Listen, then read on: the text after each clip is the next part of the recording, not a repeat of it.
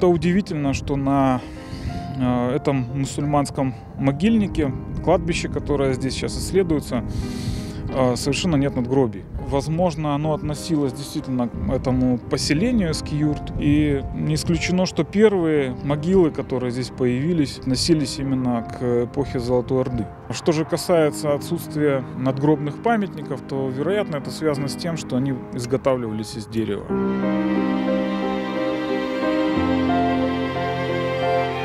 В настоящее время исследовано более 200 погребений по обряду мусульманских, а также 7 погребений христианских. Мусульманские погребения практически все ориентированы головой на запад, лицом на юг, на боку. Но христианские погребения по типичному христианскому обряду тоже головой на запад, но лицом к востоку.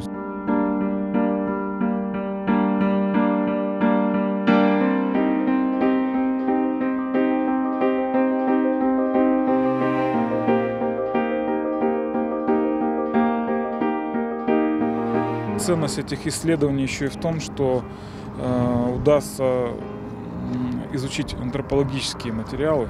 Для понимания истории Крымского ханства, наверное, сыграет какую-то роль определенную. Материал будет интересный.